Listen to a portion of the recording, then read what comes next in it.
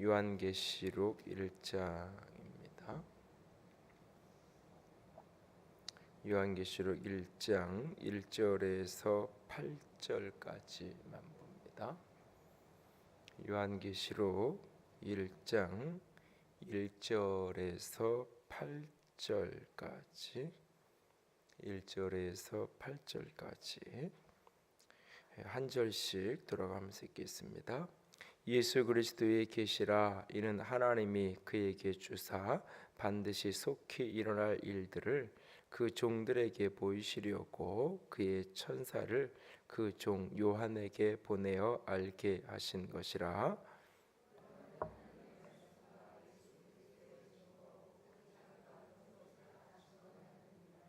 이 예언의 말씀을 읽는 자와 듣는 자와 그 가운데 기록한 것을 지키는 자는 복이 있나니 때가 가까움이라.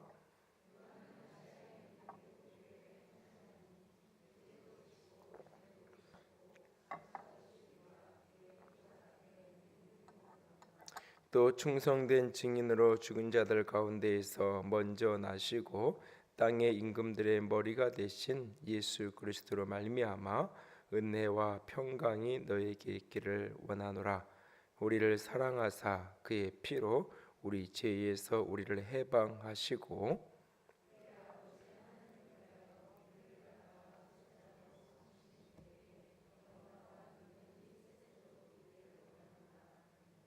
볼지어다 그가 구름을 타고 오시리라. 각 사람의 눈이 그를 보겠고 그를 찌른 자들도 볼 것이요 땅에 있는 모든 족속이 그로 말미암아 애곡하리니 그러하리라. 아멘.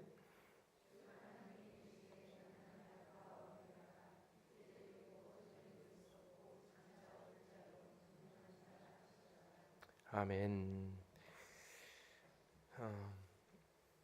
책을 이렇게 읽을 때 보면 어떤 경우는 그 책의 전체 내용을 꼼꼼하게 읽기보다는 그냥 전체 흐름을 쭉 그냥 가볍게 읽어 내려갈 때도 있고, 어떨 때는 어떤 책은 또 그냥 이렇게 한 책부터 몇 페이지씩 띄엄띄엄 이렇게 시간을 가지면서 이렇게 군데군데 읽어 내려갈 때도 있고, 또 어떤 책은 꼼꼼하게 한 문장 한 문장 표현 하나하나를 살피면서 자세히 보아야 할 때도 있죠. 그래서 특별히 내가 원하는 어떤 목적에 따라서 또는 그 책이 갖는 어떤 장르나 성격에 따라서 그 책을 대하는 태도가 여러 가지로 다른 것을 보게 됩니다.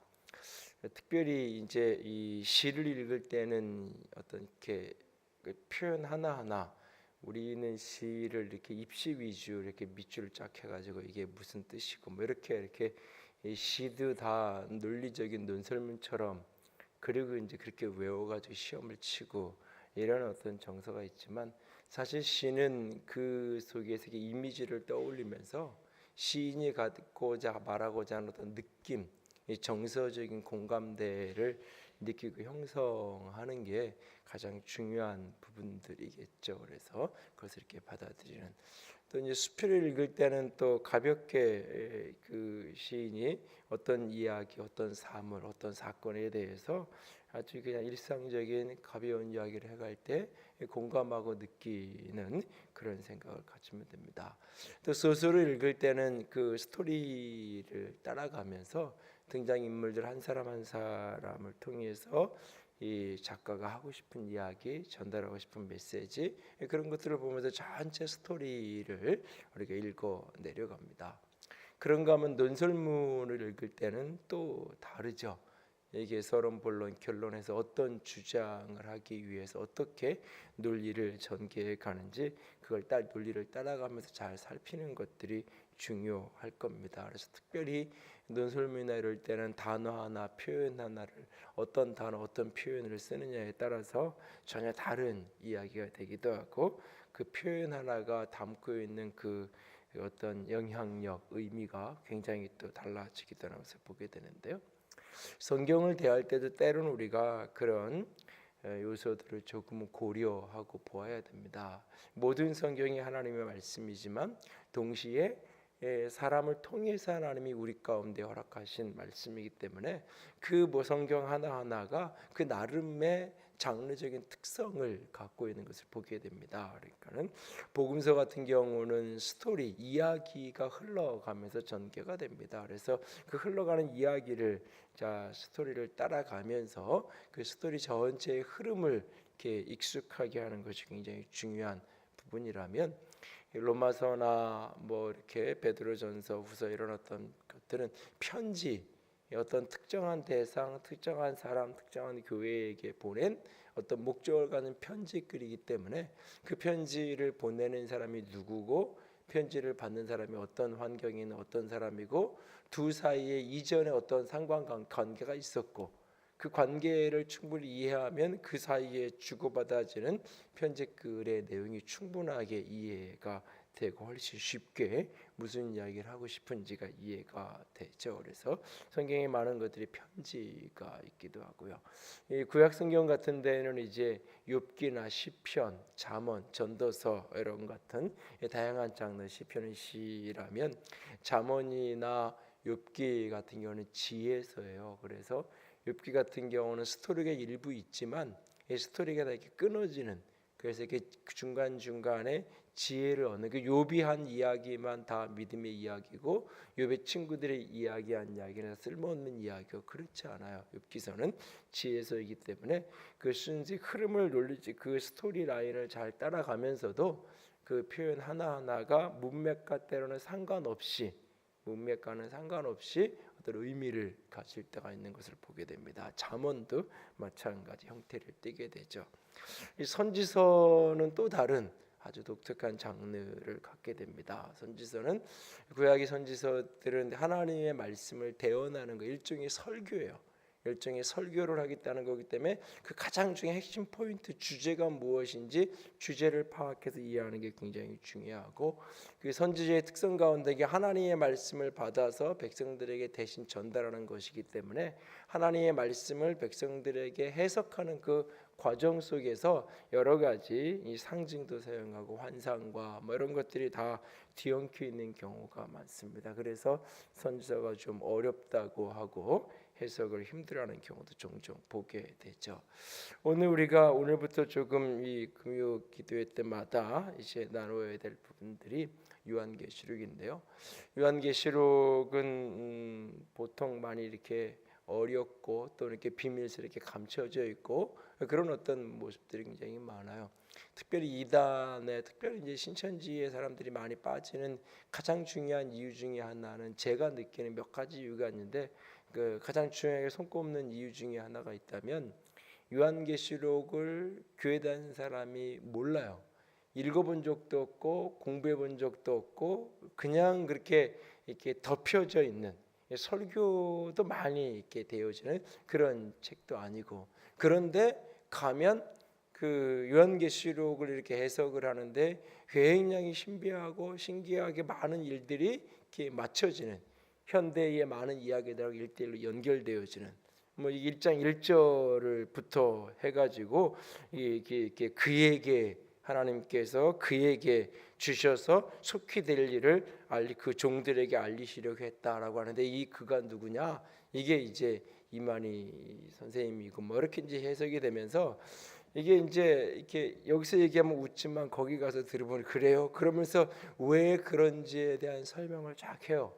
일곱 교회 여기 요한계시록 일곱 교회는 어떤 거고 성경에 등장하는 뭐 일곱 이렇게 이 사람들 10뿔 가진 어떤 짐승에게 10개의 대적하는 사람은 누구냐? 이만희를 대적했던 어떤 이렇게 이 사람들 그 교회 예전에 있었던 어떤 사람들 전사였다가 대적하고 나간 아무개부터 시작해 쭉 그런 인물들이 있어요. 그 역사들 이렇게 읽으면 그러면서 어떤 시대적인 어떤 현 시대의 어떤 일들하고 이렇게 연결을 시켜서 이게 풀어서 내면 이게 남들이 보면 분명히 이게 짜맞추는 거고 억지로 갖다 꿰어 맞추는 이야기인데 듣다 보면 그게 그럴듯해 보여요. 듣다 보면 그게 가만히 그 이야기만 이렇게 가려놓고 이렇게 가만히 앉아서 들으면 제가 가끔 설명을 하잖아요.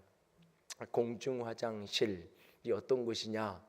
이게 신천지식으로 해석을 하면 그 공중, 저 하늘, 화장, 이렇게 잘 이렇게 화장하고 이쁘게 하고 실 만나는 장소, 공중 화장실, 저 하늘에서 신부단장하고 하나님을 만나는 곳, 그게 공중 화장실이야.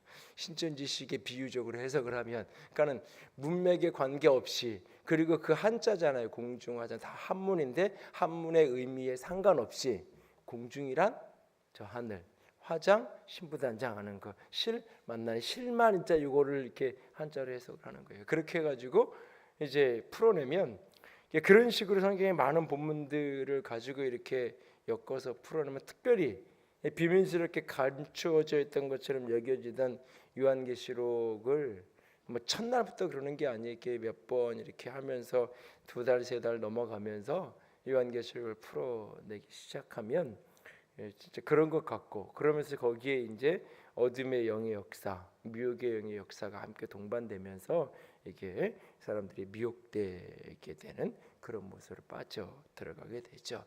그래서 사실은 요한계시록을 충분히 읽고 때로는 듣고 때로는 같이 지켜가고 나누고 그럴 수 있기를 원합니다. 여기 보려 3절에 보면 이 예언의 말씀을 읽는 자와 듣는 자와 그 가운데 기록된 것을 지키는 자는 복이 있나니 때가 가까움이라.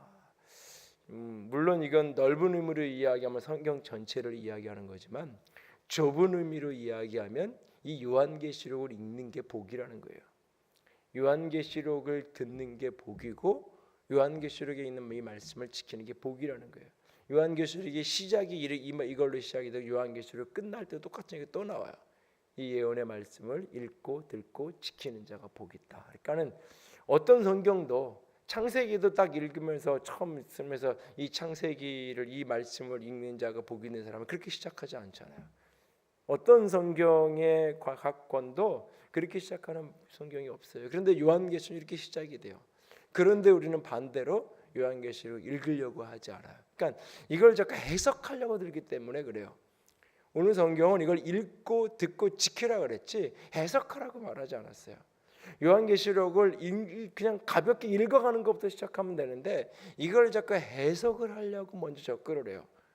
해석하려고. 그러니까 해석은 한참 지나서, 특별히 성경에 대한 해석은 기본적으로 성경을 그냥 이렇게 단순하게 이야기하면 5번 이상 통독을 안 한 사람은 성경을 해석을 하면 안 돼요. 어떤 본문을 읽더라도 해석을 하고 싶으면, 그러니까 큐티를 하고 싶다 하면 적어도 본문을 5번 이상을 읽어야 아 이게 무슨 말이구나, 국어가 돼요. 그 다음에 이제 의미를 찾는 거예요. 해석은 그 다음에. 근데 한 번 읽고는 그냥 이게 무슨 뜻이야, 이게 사실 쉽지 않아요. 굉장히 어려운 이야기죠. 더군다나 요한계시록은 본문 안에 3가지 장르적인 특성을 갖고 있다라고 이야기해요. 첫 번째는 계시라고 표현하고 있고 1절에, 3절에 두 번째는 예언이라고 표현하고 있고, 세 번째는 4절에 편지라고 표현하고 있어요. 요한계시록은 독특한 이 3가지 장르가 동시에 있는 책이에요. 계시, 그리고 예언, 그리고 편지. 이 계시, 예수 그리스도의 계시라고 표현한 이 계시란 이 말은 다른 일반적으로 이제 성경 안에서 우리가 이제 계시라는 표현을 쓰지만 일반적으로 사실 여기에 계시라고 표현할 이 단어는 묵시라고 표현하는 게 조금 더 정확한 번역일 수 있어요. 그러니까 계시라고 말하면 성경 모든 말씀이다. 계시록 말고도 모든 성경이다. 하나님이 우리 가운데 하나님의 마음을 보여주셨던 하나님의 계시이기 때문에 사실은 이걸 하나의 장르라고 말하기는 어려울 수 있는데, 원문을 들여다보면 이것이 묵시라는 것은 1세기 그 로마의 박해 아래 있었던 이스라엘 지역에서 1세기, 그러니까 BC, 예수님이 오기 100년 전 내지 한 200년 전부터 예수님 사후 1, 2세기까지 대략 한 300년 내외의 기간 동안 그 사회에서 있었던 아주 독특한 문학 장르예요. 그러니까는 우리가 가끔 그리스도인의 상징으로 이렇게 이 물고기 이렇게 스틱 하나 이렇게 해가지고 붙여 놓거나 그런 걸 본 적이 있을 거예요. 그리고 로마 사람들 카타콤 뭐 이런 거 이야기를 하면 그리스도인인지 아닌지를 알 수 있는 표지로 이렇게 바닥에 물고기를 그리면 당신 그리스도인이라 이렇게 받아들일까? 그 예수는 그리스도다, 우리의 주 그리스도라는 말에 그 라틴어 약자를 앞에 첫 글자를 이니셜을 따오면 그게 이제 이 물고기가 되죠. 그래서 그걸 가지고 이제 신앙 고백을 상징했는데, 그러니까 물고기가 무엇을 상징하는데 그 공동체 안에 있는 사람만 아는 거예요. 일종의 은어죠. 일종의 은어. 그러니까 요즘 아이들이 하는 카카오톡이든지 뭐 이렇게 이가서 우연히 볼 일이 있으면 이게 다 앞뒤 잘라 먹고 이렇게 다 끊어놔 가지고 모르겠잖아요. 가끔은 이렇게 보고는 이렇게 인터넷에 떼요. 그러니까 자음 두 개만 딱 있잖아요. 리을의 이음 딱 있죠. 이게 도대체 뭘까? 이렇게 해서 이제 이 네이버에 물어보면 리얼, 사실 뭐 그런 거고 뭐 이렇게 별게 이렇게 모르겠으니까 근데 저들끼리는 다 알아요. 자기들끼리. 그러니까 그 공동체 안에 있는 사람들끼리만 알아듣는 언어. 그 공동체 밖에 있는 사람에게는 알아들을 수 없는 무슨 이야기인지. 그니 묵신 문학의 장르를 통해서 이스라엘 백성들이나 당시에 오랜 세월 식민지하에 있으면서 동시에 어떤 메시아에 대한 소망과 희망을 이야기하는데, 메시아에 대한 다윗과 같은 왕에 대한 희망을 이야기할 때 그것은 반혁명이 되는 거예요. 그런 것들을 잘못 이야기하면 로마에 대한 반역죄로 끌려가서 죽게 되는 그런 상황이 벌어지는 거예요. 그렇기 때문에 그런 것들을 다 이렇게 숨겨서 비밀 언어로 그런 어떤 이야기들이 만들어내기 시작하는 거예요. 그리고 그 속에서 많은 환상과 환타지. 그러니까 묵시라는 말이 이해가 안 되면 그냥 아주 그냥 단순하게 이해하면 환타지라고 이해하면 그냥 어쩌면 이해할 수 있어요. 그래서 우리 그 학생들은 좀 더 쉬울 수 있어요. 오락을 많이 한 친구들은 오락에 등장하는 그 이미지나 캐릭터나 뭐 그런 것들이 어떤 의미에서 그냥 이게 계시록에 등장, 계시록 읽다 보면 그런 느낌이 들잖아요. 이게 만화 영화 보는 것 같기도 하고 이렇게 일곱 머리 열 뿔에 뭐 여러 가지 모습들이 사실, 그리고 많은 그런 거꾸로 영화나 이 오락 게임의 사실 모티브가 계시록에서 많이 여기 이 속에서 많은 작품들이 모티브를 얻어서 만들어지기도 하고 그랬던 거죠. 그러니까 묵시라는 그런 독특한 환타지 기법을 가진 그런 성격을 갖고 있어요. 그래서 그 안에 있는 사람을 알아듣는, 다시 말해서 1세기 교회 안에 있었던 유대적인 배경을 가진 사람들에게는 그냥 저절로 알아지는, 바벨론 그러면 이거는 그냥 그들에게는 바벨론 그러면 역사 속에 있었던 바벨론이라는 나라를 가리키는 게 아니라 바벨론 그러면 이것은 그냥 로마를 이야기하는, 그냥 그 안에 있는 사람들은 설명해 주지 않아도 그게 무슨 뜻이야 라고 이렇게 저절로 이렇게 알아지는 그런 어떤 많은 표현들이 이 속에 계시록 안에 그대로 들어있어요. 그 속에. 그러니까 사자와 어린 양 하면 우리도 예수님 그냥 이렇게 연상을 하잖아요. 사실 그런 것처럼 그 공동체 안에 있는 사람들에게 이 계시록의 많은 것들이 안에 있는 사람은 그냥 저절로 이해하고 알아지는 그런 표현들이 이 속에 많이 있어요. 그래서 계시록의 많은 부분은 환상이고 환타지 기법을 갖고 있기 때문에 상징과 이미지의 의미로서 해석을 많이 들여다봐야 돼요. 예를 들어서 그 보좌 앞에 7 영이 있다라고 이야기해요. 그리고 7 영을 성령이라고 표현하는데, 하나님의 보좌를 요한계시록 4장 5장에서 그려주면서 보좌에 앉으신 이가 계시고 보좌 우편에 계신 이가 계시고, 보좌에 앉으신 분은 하나님이고 보좌 우편에 가신 어린 양이고 그 앞에는 7 영이 이렇게 있다 그래. 7 촛대, 7 등대가. 그러면 7 영이 성령이라고 우리가 보통 다 이해를 하는데, 7 영이 성령이라고 그러니까 성령님이 그러면 7명인가? 7개의 모습으로 성령이 나타나는 건가? 그게 아니에요. 7이라는 것은 그들에게 있어서 그 언어적인 숫자, 온전하고 온전한 어떤 완전함을 의미하는 그런 어떤 상징적 개념이에요. 그래서 완전하신 영, 온전하신 하나님, 그것을 이렇게 사람들에게 설명을 해주는 거예요. 그런데 그것을 이해하지 못하고 그냥 7이라는 숫자를 그냥 아라비아 숫자 7개로 이해하면 이게 이제 헷갈려지기 시작하는 거예요. 14만 4천 이스라엘 백성들이 이게 이 하나님의 나라 천국 백성이 되는데 12지파가 14만 4천에 12 곱하기 12 해가지고 144에서 14만 4천 명이 되잖아요. 한 지파대씩 12,000명씩 해가지고 14만 4천 명이 된다라고 이야기해서 신천지에서는 그 14만 4천 명의 이 구원받은 사람들의 수가 차면 이 재림이라고 역사의 종말이 온다라고 이렇게 가리키는데, 그래서 자기들이 이렇게 교구들을 다 지역을 이 성경의 구약의 12지파 이름으로 해가지고 만들어놨죠. 그 12제자 이름으로 다 이렇게 교구를 전국으로 이렇게 편성을 해가지고 나눠놓고 그랬어요.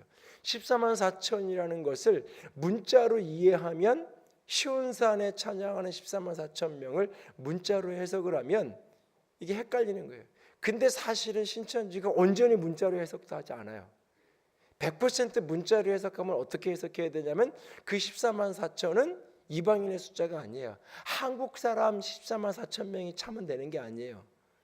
이스라엘의 12지파가 12,000명씩 14만 4천 명이 차야 되는 거예요. 이스라엘 유대인 중에 그 12지파에 속한 각 지파마다 12,000명씩 해서 14만 4천이 돼야 돼요. 문자적으로 정확하게 해석하면.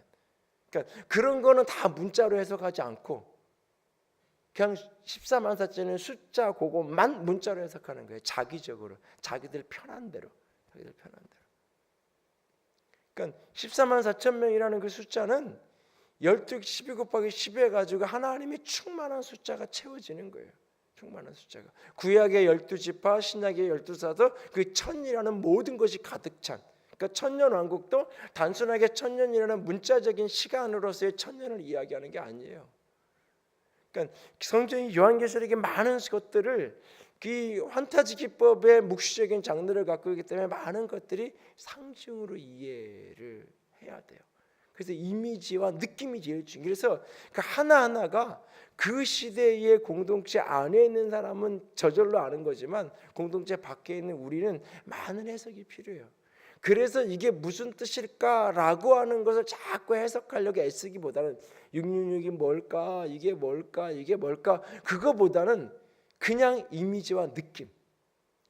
환타지를 이렇게 영화를 보거나 그런 걸 이렇게 읽으면 이게 해석을 못해도 판타지 영화 같은 걸 볼 때 제일 재미없는 게 뭐예요? 보고 온 사람이 해석해 주는 거잖아. 이건 누구고 그 알고 보면 재미 하나도 없잖아요. 그냥 보면서 느끼는 거예요. 그 이미지가 주는 느낌을 느끼면서 이런 거구나 이렇게 느끼는 거예요. 나냐 연대회 같은 데서 이렇게 아슬란이 죽었다가 탁 이렇게 이 바위가 깨지면서 이렇게 탁 살아나는데 그걸 보면서 이거는 성경이야. 예수님이 저기 부활한 것을 이야기하는 거야. 이렇게 듣고 보면 재미 하나도 없어요. 그게 C.S. 루이스가 그런 상징으로 쓴 거예요. 그걸 요한계시록을 읽고 그것을 자기 손주에게 요한계시록 스토리를 이렇게 설명해주고 싶어서 7권의 소설 그 책을 쓴 거예요. 환타지 기법을 해가지고. 그래서 영화로 보는 것보다 나냐연대기는 책을 읽는 게 훨씬 더 생동감이 있어요. 책을 이렇게 읽으면 그 요한계시록의 많은 부분들이 그런 상징을 가지는 환타지 기법이기 때문에 자꾸 문자로 하나하나를 구체적으로 해석하려고 너무 애쓰기보다는 이게 뭘까 녹보석이 있고 뭐 수정 같은 유리바다가 할 때 그 이 수정은 뭐고 녹보석은 뭐고 홍보석은 뭐고 홍보석은 예수 그리스도의 십자가의 보혈을 상징하고 녹보석은 심판을 상징하고 뭐 이렇게 근데 그게 진짜인지 아닌지 헷갈려요. 사실은 그렇게 해석하는 어떤 근거가 있는 건 있지만 진짜 그럴까? 많은 부분에 이게 환타지고 상징이기 때문에 해석자에 따라서 다 이게 갑론을박이 될 수 있어요. 중요한 거는 그 속에서 느끼는 느낌, 이미지. 그래서 요한계시록 읽으면서는 자꾸 상상을 해야 돼요. 머릿속에 자꾸 이렇게 그림을 그려봐야 돼요. 머릿속에. 그러면서 거기에서 느껴지는 느낌이 제일 중요해요. 그래서 요한계시록을 한 자리에서 그냥 쭉 읽으면 아주 단순해요. 세상 나라가 망했고 하나님의 나라가 왔어. 짐승이 그 어린 양을 죽이려고 그러고 그 수많은 사람들을 죽이려고 그러는데 결국 짐승이 졌어. 어린 양이 이겼어. 그냥 단순한 이야기예요, 사실은. 그리스도인들이 고난받고 핍박받고 교회가 어려움을 당하지만 반드시 승리하게 될 것을 우리에게 보여주는 이야기. 그게 요한계시록의 핵심 주제예요. 그러니까 요한계시록은 계시, 묵시, 판타지의 요소가 많이 들어있기 때문에 문자로 자꾸 해석하려고 하면 안 돼요. 되고 이것을 많은 부분을 상징으로 풀어봐야 돼요. 또한 동시에 요한계시록은 예언이에요. 예언.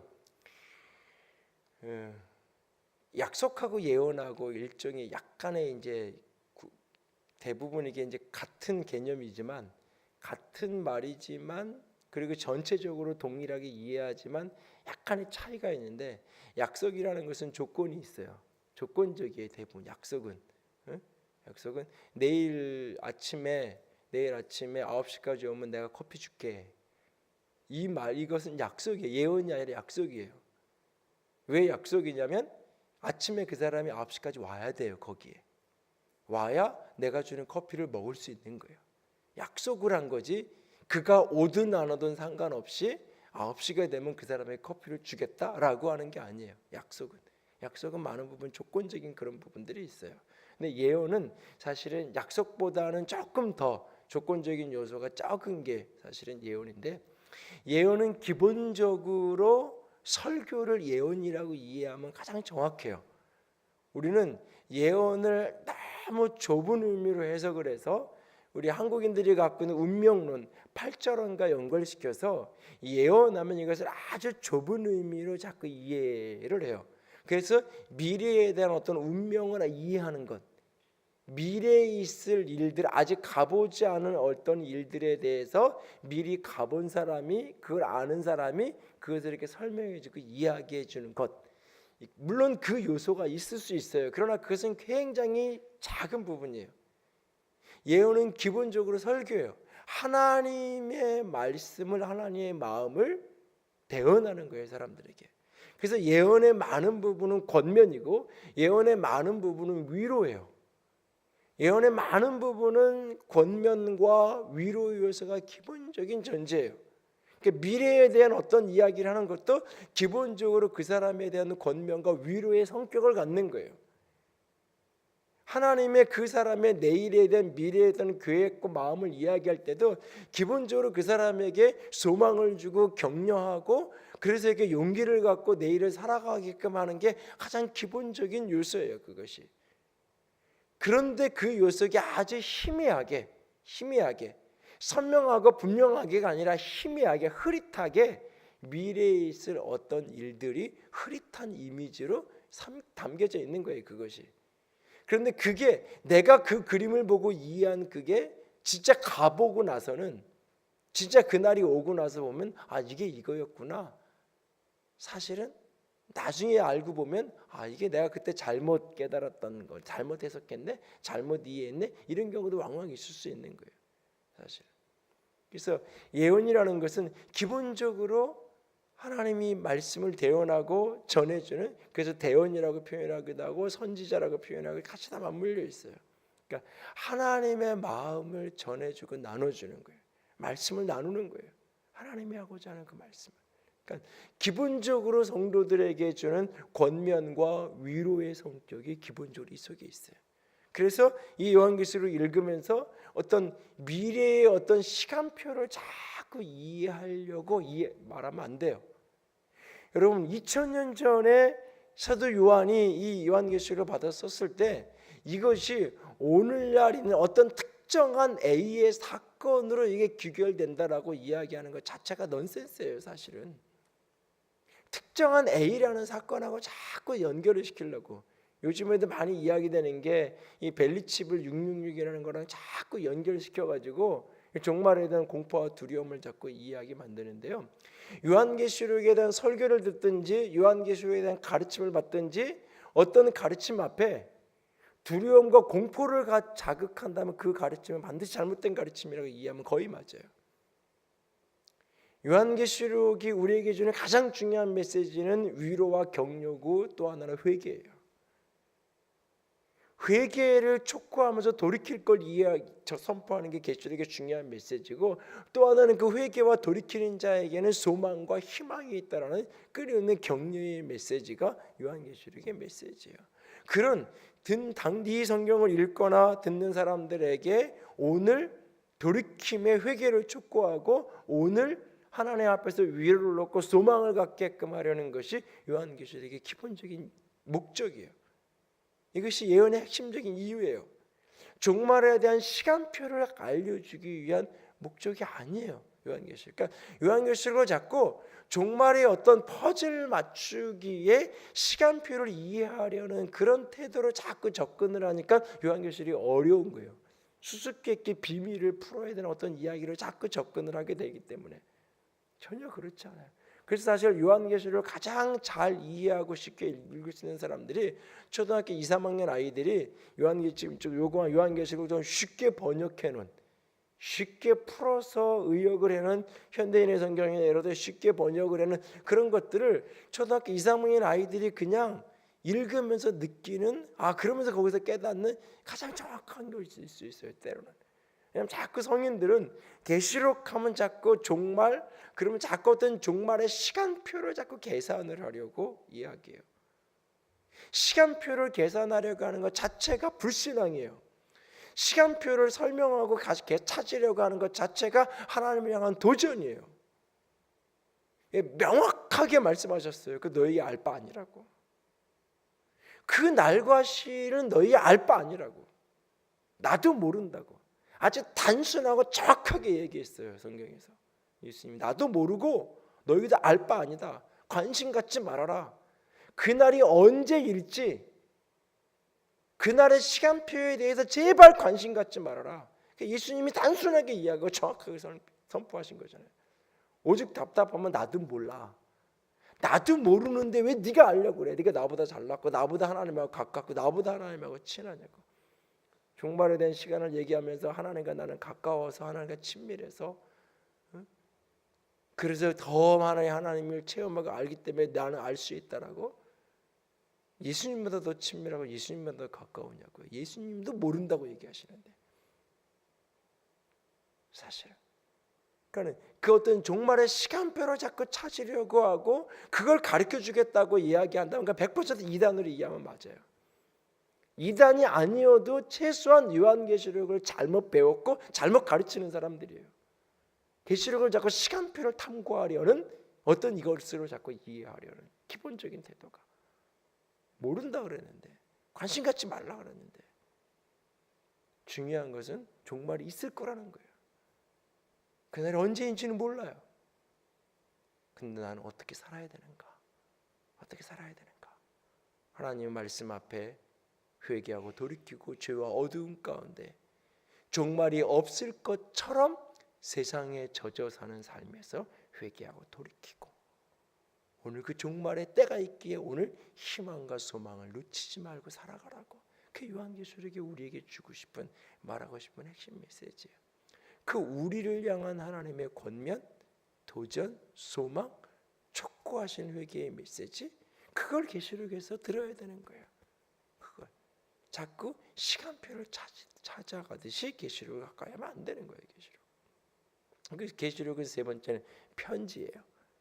편지라는 것은 특정한 문맥이 있어요. 특정한 상황이 있어요. 특정한 상황이. 그 상황, 그 두 사람이 A라는 사람과 B라는 사람 사이에 편지가 오갔다면 그 A라는 사람과 B 사람 두 사람 사이에 상황이 있어요. 상황이. 그 상황을 이해해야 이 편지가 왜 이런 이야기가 오가는지를 이해할 수 있는 거예요. 여러분들이 우연히 누군가의 이런 카톡이나 이런 것들을 우연히 볼 기회가 있었다면 이게 지금 누구랑 사이에 오가는 건지를 모르면 이해가 안 되는 거예요. 오늘도 그 이재용 씨 판결이 났지만 많은 한국 사회의 많은 언론이나 이런 분들이 그 미래전략실 부사장 되는 장충기 씨한테 이렇게 청탁하는 문자를 보내도 있는데 그 문자들이 이렇게 많이 공개돼 가지고 굉장히 논란이 되고 그랬는데, 그 누구와 누구 사이에 오갔는지를 모르는 채로 그냥 문자만 보면 이게 뭔 소리야? 이해가 안 되는 거예요. 근데 이 사람은 신문사 편집국장이고 이 사람은 삼성그룹의 미래 전략기획 실장으로 있는 사람이고, 그래서 이게 지금 이런 얘기를 하는 게 우리 아들 취업 지금 시켜달라고 지금 그런 얘기를 하는 거구나. 그러면 이렇게 기사를 잘 써주겠다고 그런 얘기 하는 거구나. 누군지 누구 사이에 오갔는지를 알면 그 다음에 이게 해석이 이 단어나 내용이 뭔지 해석이 쉬워지는 거예요. 편지라는 게 그런 거예요.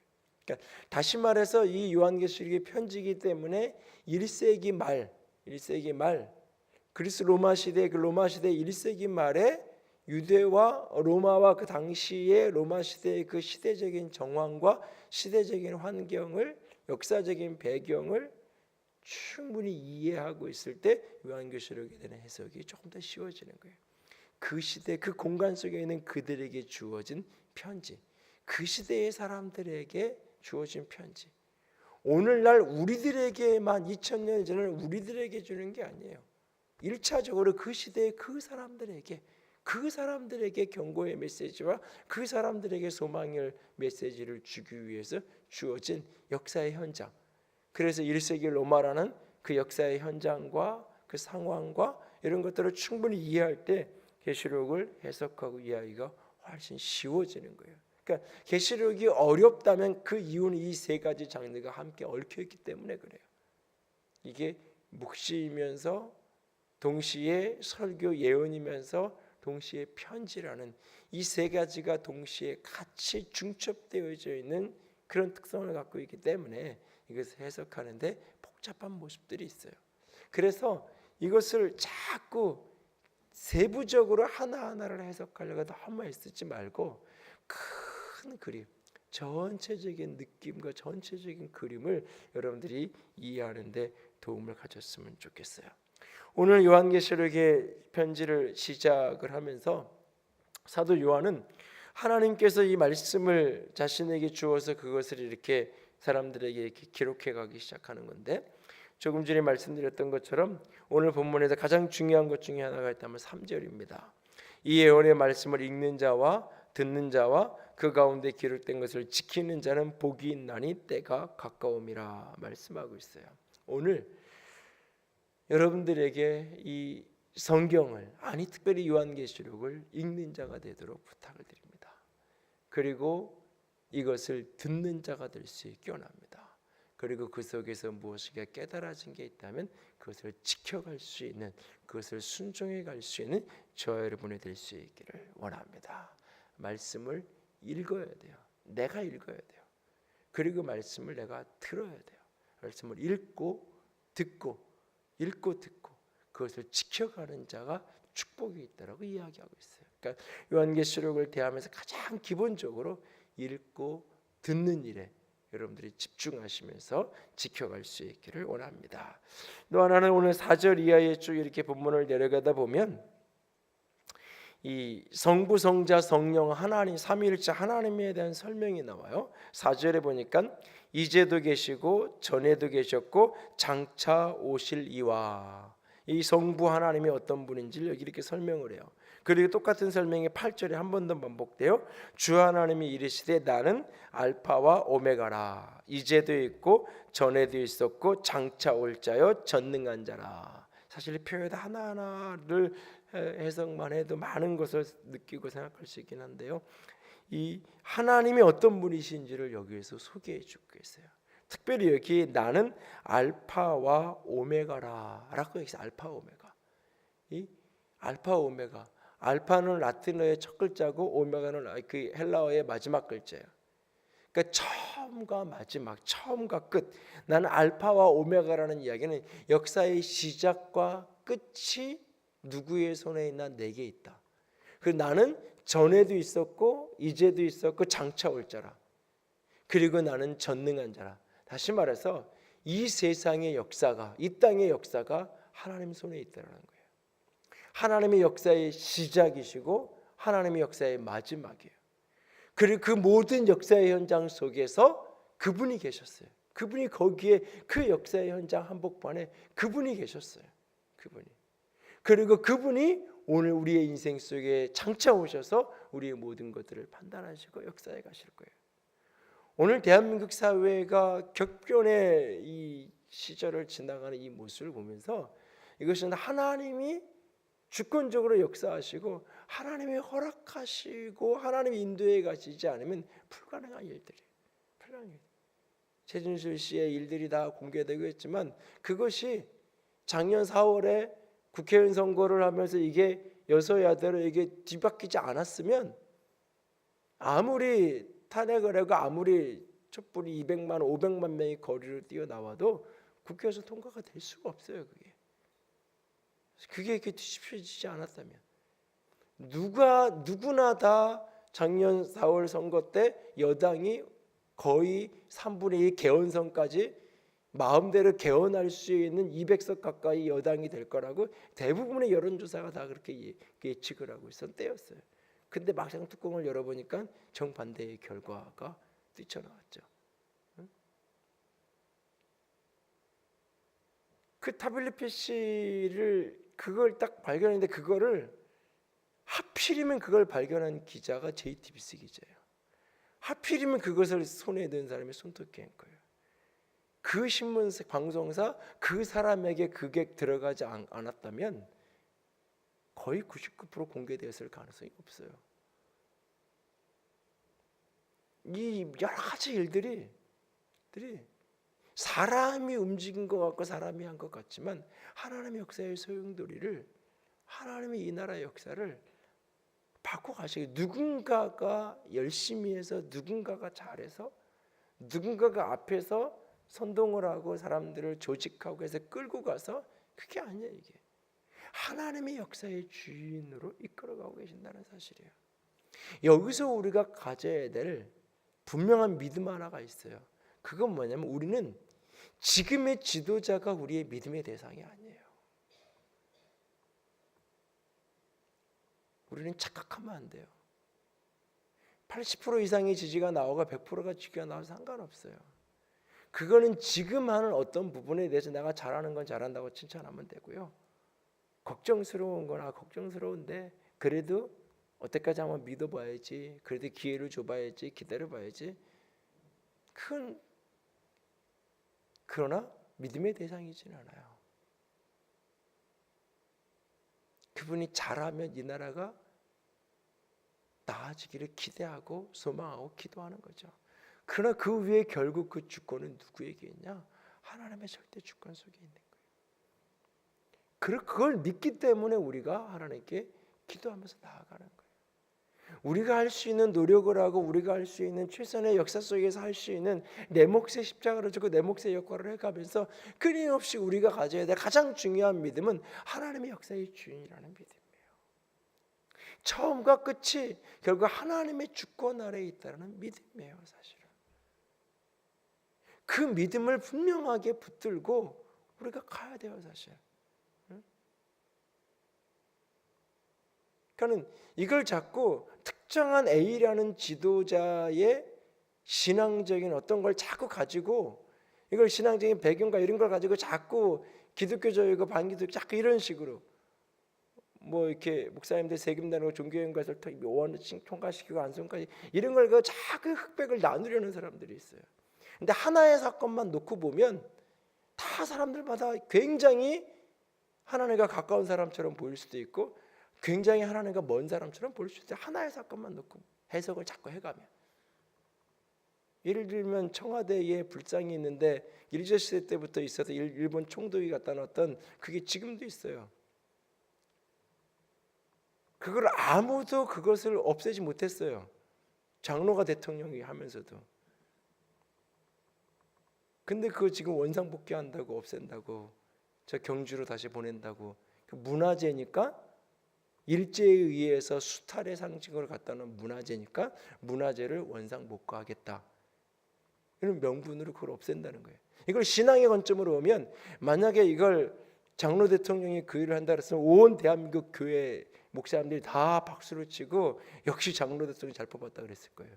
또 반대의 신앙을 가진 사람들 입장에서는 불교나 이런 쪽에서는 이게 기독교 편향으로 그러면 난리가 났을 거예요. 어쩌면. 근데 문화재의 관점에서 접근을 해서 이걸 옮긴다 그래요. 아무도 뭐라 그러지 않으니까 옮기는 게 잘하는 거라고 여러 의의를 만들어져요. 그러니까 A라는 사건 하나만 딱 놓고 보면 청와대에서 불상을 없앤 대통령. 굉장히 기독교에 가까운 해석을 그렇게 해버리면 하나의 A라는 사건만 놓고 보면 또 반대 동성애나 이런 거에 대해서 조금 열려 있고 뭐 이런 어떤 부분을 그 해석으로만 딱 놓고 보면 이거는 또 전혀 아닌 것 같아요. 그러니까 하나의 특정한 사건을 가지고 자꾸 신앙이라는 관점으로 저 사람은 교회에 가깝고 멀고 정치 리더십을 그렇게 해석하면 안 돼요. 정치 리더십은 그 사람이 장로든 불교도든 상관없이 표가 있으면 가는 거예요. 표가 있으면 가는 거예요. 87년에 김영삼 대통령께서 대통령 선거 나왔을 때 그때 떨어지고 나서 떨어지는 원인을 분석하는데 그 원인 분석 중에 하나가 뭔지 아세요? 주일날 유세를 안 해서 떨어진 거예요. 본인들이 그때는 정확하게 장로로서 대통령 된다 그러고 교회를 전체를 한국 교회 전체가 지지하고 그러면서 주일날 유세를 안 했어요. 실제로 그때는 방송하고 이럴 때가 사람들을 모아야 돼. 여의도에 100만 명을 모아서 시위 유세가 그럴 때인데 주일날 유세를 안 했다고요. 그래서 떨어졌잖아요. 그렇게 참모들이 다 끝나서 회의 분석하면 여러 원인이 있는데 그 중에 하나로 꼽힌 게 그거예요. 4년 뒤에 92년 때는 주일날 열심히 유세했어요. 장로 대통령이라고 하면서 대통령이라는 공식 직분이 있기 때문에 4월 초 8일 되면 조계종 가서 조계사에 가서 합장하고 분향하고 그거는 내가 개인의 신분이 아니라 대통령이기 때문에 어쩔 수 없다고 가서 하고 근데 그걸 안 한 사람 중에 하나가 지금 제주도에 있는 그 원희룡 제주지사가 제주도에서 1년에 한 번씩 전체 이렇게 산신의 제사를 지키는데 상주라 그래 제사 드리면 상주처럼 전체 하는 게 제주도주사인데 본인이 그거를 보통 전례를 했는데 본인이 거부를 했죠. 그리고 부지사에게 막 난 이거는 도지사의 공식 직무라면 하는데 이 공식 직무가 아니라 이것은 관례이기 때문에 나는 신앙적 가치가 다르기 때문에 할 수 없다. 그것 때문에 이제 제주도 전체가 발칵 뒤집혔다가 이제 넘어가고 그런 적이 있는데 그런 예는 어쩌다 한 번 있는 거고 대부분은 신앙이라 그러면서도 표가 있는 데 가서 그러는 거예요. 반대로 신앙이 없어도 표가 있으면 교회 오잖아요. 교회 와서 인사도 하고 교회 달달이겠다 그러고 우리 삼촌이 목사님이고 우리 뭐 처가에 저 사돈의 팔촌이 우리 교회 목사님이라고 다 이렇게 연줄연줄해서 얘기하면서 표 달라 그러잖아요. 그걸 가지고 생각하면 안 돼. 내가 찍었으니까 저 사람은 내가 찍었으니까 나름의 기대라는 것까지는 괜찮아요. 거기까지예요. 내가 할 수 있는 지지를 해주고 내가 후원할 수 있는 거 있으면 하면 되고 내가 선 역할을 할 수 있으면 하는 거예요. 그러나 믿음의 대상은 아니에요. 믿음의 대상은 아니에요.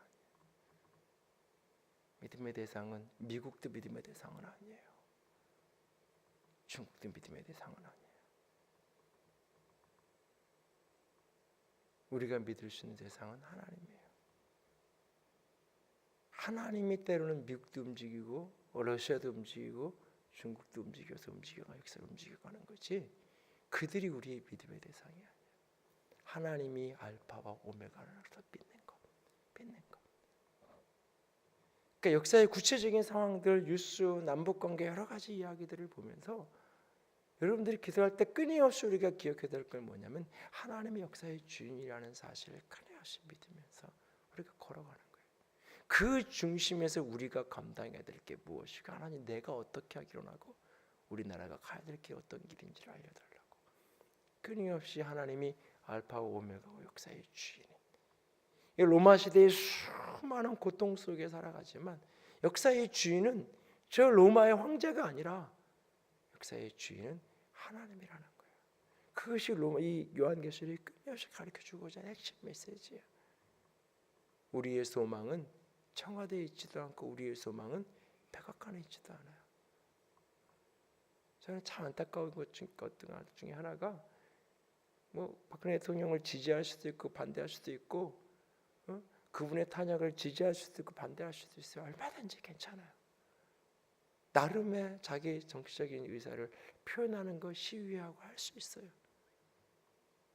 근데 왜 그런 시위를 하는 현장에 이스라엘 국기를 가지고 가서 펼쳐놓고 아무리 이해하려고 해봐도 이해가 안 되는,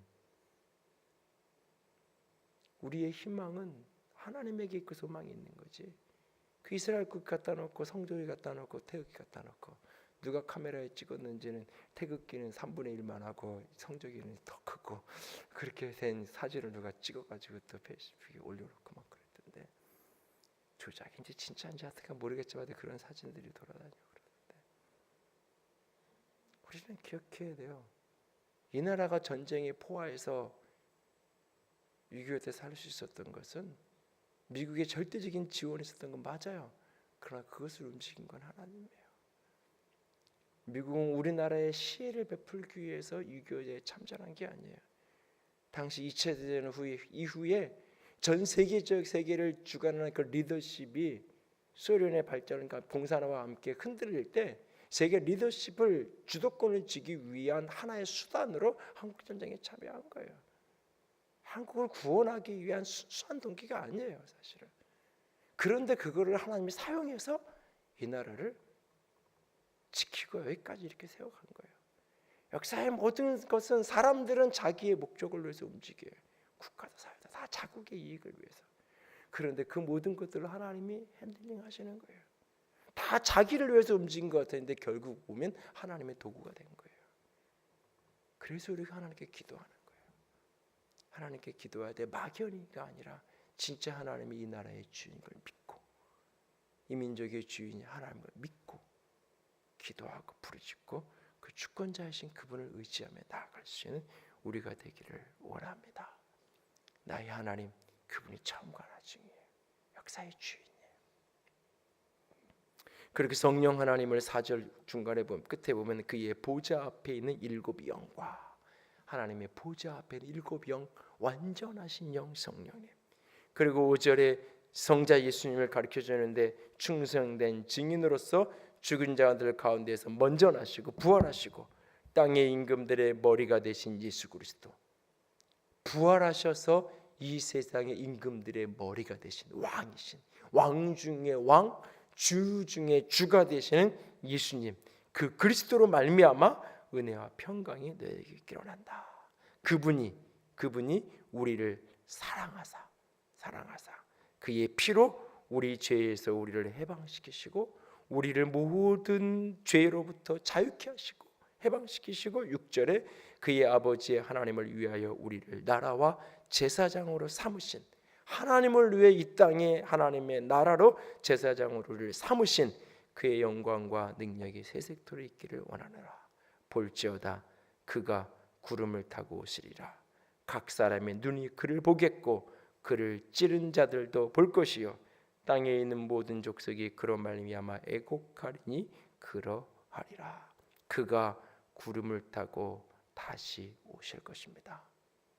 여러분, 주님이 오신다는 것은 그냥 단순히 역사의 종말이 오는 게 아니에요. 단순한 역사의 심판자가 오는 게 아니에요. 그가 이 땅에 오신다는 것은 나를 사랑하는 그분이 오시는 사건이에요. 그래서 오늘 본문 위에 보시면 5절에 놓치지 말고 기억해야 될 게 뭐냐면, 은혜와 평강이 너에게 있기를 원하노라 하고는 우리를 사랑하사 그의 피로 우리를 해방시키시고 하나님을 위하여 나라와 제사장으로 삼으신 이유가 뭐냐? 우리를 사랑하셔서 우리를 죄에서 해방시키시고 우리를 사랑하셔서 하나님을 위한 나라와 제사장으로 삼으신 그분이 다시 오실 거예요. 역사의 주인이 되셔서 구름 타고 그분이 다시 오실 거예요. 구름 타고 오신다는 말은, 요즘에 날씨가 좀 맑아서 이렇게 한국의 전형적인 가을에 구름이 보이는데 저 구름 타고 온다는 얘기가 아니에요. 손오공처럼 온다는 얘기가 아니에요. 구름 타고 대한민국에 오면요, 호주에는 못 와요. 하나님 예수님이. 구름 타고 대한민국에 오면요, 미국에는 올 수가 없어요. 구름을 저 구름으로 이해하면. 중계 방송하면 된다고, 지구 반대쪽부터 위성으로 다 중계하면 된다고. 근데 그렇잖아요. 오는 건 미국이 하고 우리는 그림으로만 봐. 이거 섭섭하지 않아요? 각 사람이 눈으로 글을 볼 것이요 화면으로 볼 것이요 이러지 않았는데, 눈에 보이는 저 구름 타고 온다는 말이 아니에요. 구름은 하나님의 영광이에요. 영광 가운데 오신다는 이야기예요. 하나님의 영광을 인간이 볼 수가 없어요. 그래서 그 영광을 희미하게 흐릿하게 가려놓는 거예요. 그래서 구약에 하나님의 영광의 임재가 나타난 곳마다 구름이 그 영광을 가려요. 구름 뒤편에 하나님의 영광이 있는 거예요. 그래서 구름을 타고 오신다는 말은 그분이 영광 가운데 오신다는 거예요. 나를 사랑하시는 그분이, 나를 사랑하시는 그분이.